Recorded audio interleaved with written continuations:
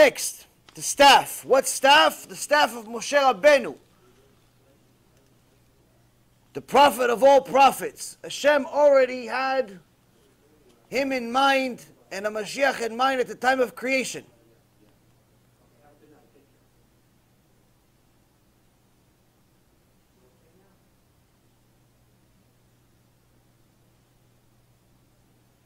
The staff had the 10 plagues on it, the Rashi Tevot of the 10 plagues. It also had Hashem's name of Meforash, his name of the Torah, where every single time a plague was implemented, all Moshe needed to do was look at the name of Meforash, look at the plague, and you have yourself a miracle, something supernatural. Now this staff itself also defied nature. Why? You couldn't just pick it up just because you were strong. You couldn't just pick it up just because you were muscular. You couldn't just pick it up just because you found it. You couldn't pick it up just because you had money. You had to have merit in order to pick up this stick. Not just because it was 672 pounds, according to the Midrash, but because if Hashem did not want you to pick it up, you were not able to move it. And that's why the staff was buried in the Sadeh, in the field of Yitro for many, many years, because all of the Giborim, all of the heroes from that generation tried taking it out, and no one can take it out. Which, by the way, that's where the Goyim got their story of Arthur, where he takes the sword out of the stone. All those shtiyot that they created, that's from our Torah. That's from our Torah.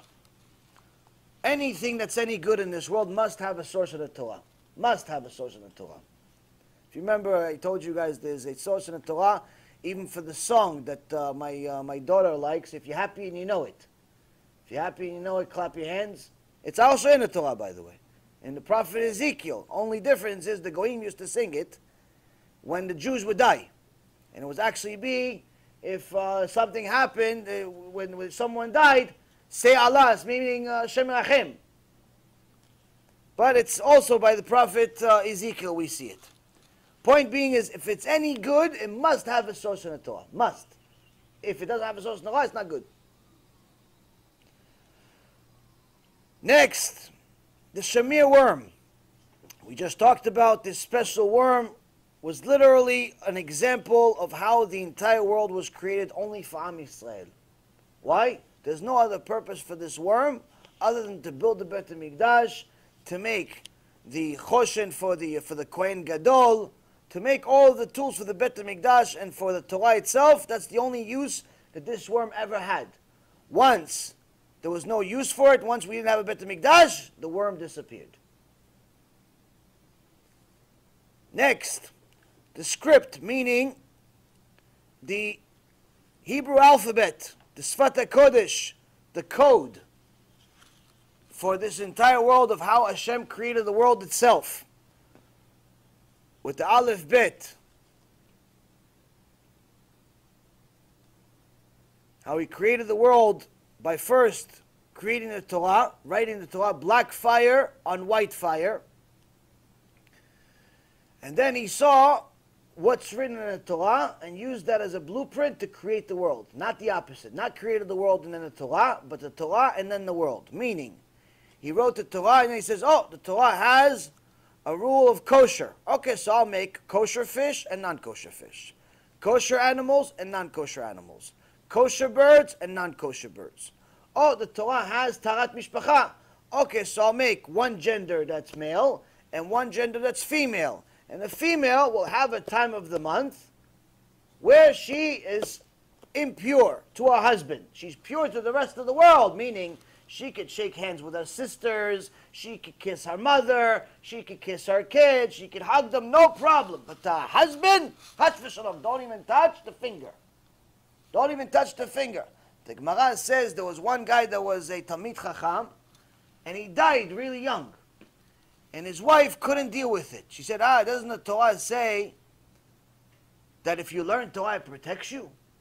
And she went to the Talmidim Chachamim. She said, no, doesn't Torah say that the Torah protects him? Look, my husband died. He's 30 years old. How did he die? No, explain it to me. Explain it to me. And she's talking with full emotion. Miskena, it's in the Gemara. Real story.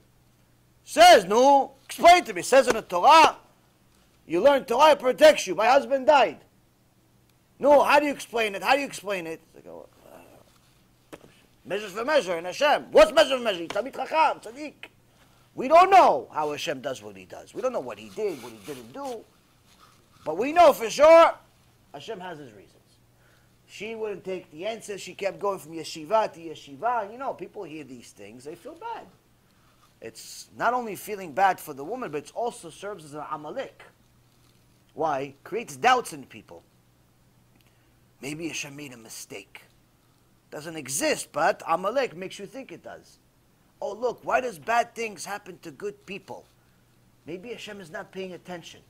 If Hashem is such an amazing God and he created the world, how come the Holocaust happened? That's the most common question in the world. The ridiculous part is that it's written in the Torah exactly why it happened. You make sins, Hashem says, I'll bring you a Holocaust. And he even writes that the Holocaust will have a symbol. What symbol? Eagle. The Romans had an eagle. The Nazis had an eagle. Haman had an eagle. It's not a secret. You want more? Gemara, Masechet Megillah, page 6b. Starts at the end of 6a, and then it's the first few lines of 6b. The Gemara gives us a nevuah for all of those people that think that just a bunch of rabbis that don't know anything wrote the Gemara. They didn't have Ruach HaKodesh, they didn't know the future. Well, the Gemara was written almost 2,000 years ago, and this specific Gemara was written 2,500 years ago. What does it say?